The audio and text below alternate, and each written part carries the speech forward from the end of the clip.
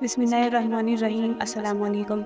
جو کوئی شخص اپنی زندگی کی مشکلات اور پریشانیوں میں اس قدر گھرا ہوا ہے کہ اسے اب یہ دکھتا ہے کہ ان مصیبتوں سے نکلنا اب ممکن نہیں، تو آج آپ کے ساتھ استغفار کا ایک ایسا وظیفہ شیئر کرنے جا رہی ہوں کہ یہ وظیفہ عین سنت کے مطابق ہے اور یہ کرنے کے لحاظ سے بہت آسان ہے، اور اس کی برکت اور فضیلت اتنی ہے کہ آپ کچھ ہی دنوں میں اپنی زندگی میں بدلاؤ محسوس کریں گے۔ اللہ تعالیٰ آپ کو آپ کے رزق میں برکت عطا فرمائے گا، آپ کی سخت سے سخت، مشکل سے مشکل، کڑی سے کڑی مشکل کو اللہ تعالیٰ اس طرح سے آسان کر دے گا کہ آپ کو یقین بھی نہ آئے گا۔ اللہ تعالیٰ وہاں سے اسباب کے ذریعے بنائے گا جہاں سے آپ کو گمان بھی نہ ہوگا۔ حضور اکرم صلی اللہ علیہ وسلم کی سنت کو اگر ہم دیکھیں تو حدیث میں آیا ہے کہ حضور اکرم صلی اللہ علیہ وسلم خود دن میں 100 مرتبہ استغفار کیا کرتے تھے۔ کئی جگہ 70 کا لفظ بھی آیا ہوا ہے۔ استغفار ایک ایسی چیز ہے جو ہمارے گناہوں کو ہمارے نامہ اعمال میں سے مٹوا دیتا ہے۔ استغفار کی وجہ سے ہمارا نامہ اعمال ہلکا ہو جاتا ہے، اور انسان کے اوپر جتنی بھی آزمائشیں، تنگی ہیں، مصیبتیں ہیں، وہ اس کے گناہوں کے سبب ہی اس کے اوپر آتی ہیں۔ لیکن ہم جیسے استغفار پڑھتے رہتے ہیں، احادیث میں آیا ہوا ہے کہ استغفار کو کثرت سے پڑھا کرو، اور دوسرا یہ کہ استغفار کو لازم پکڑ لو۔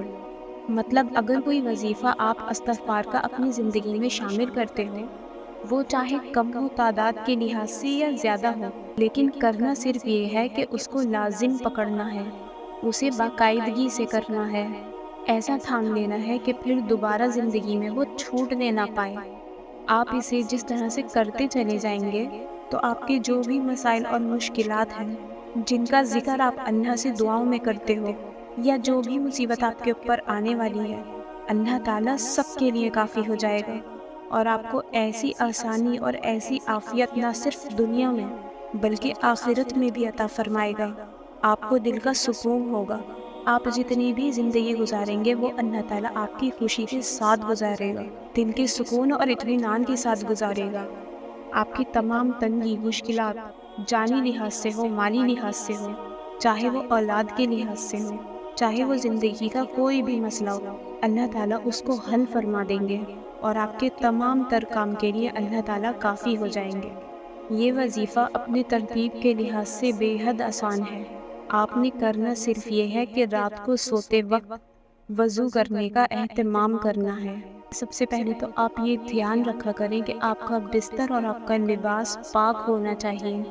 صفائی ستھرائی کا یہ جو خیال ہے، یہ آپ کو بہت سارے شرور سے اور بہت سارے ایسے شیاطین سے محفوظ رکھتا ہے، تو صفائی کا بے حد خیال رکھا کریں، نہ صرف اپنے لباس کا بلکہ اپنے بستر کا بھی۔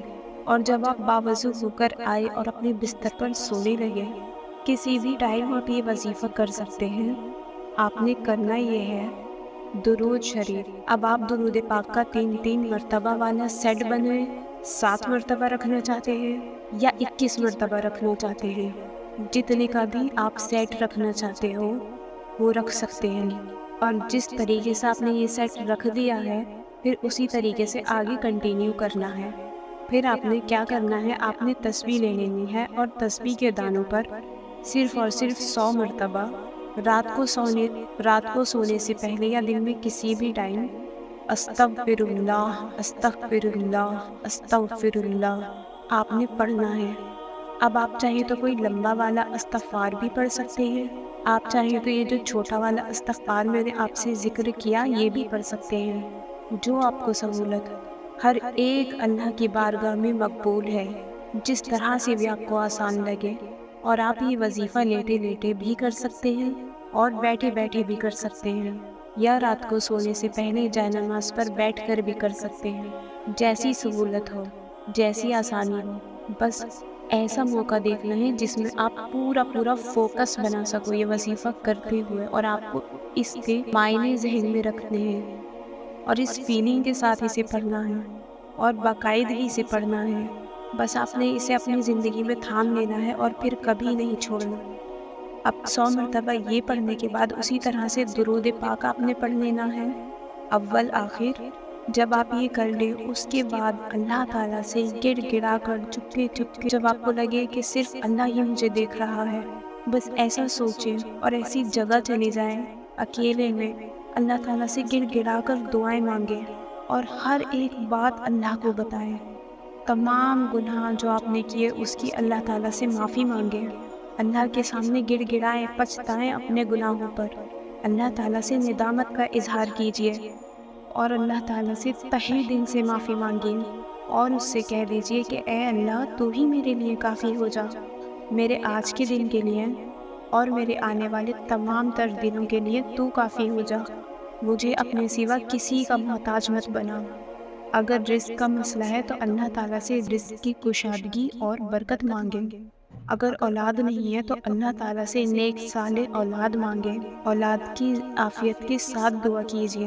اگر کوئی مشکل درپیش ہے، کوئی کام کرنا چاہتے ہیں اور راہ نہیں نکل رہی تو اللہ سے اس مشکل کا ذکر کیجیے۔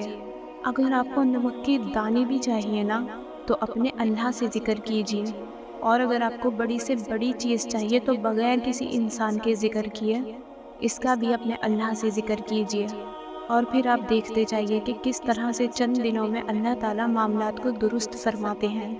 اللہ تعالیٰ آپ کے لیے عافیت اور آسانی کے دروازے کھول دیتے ہیں۔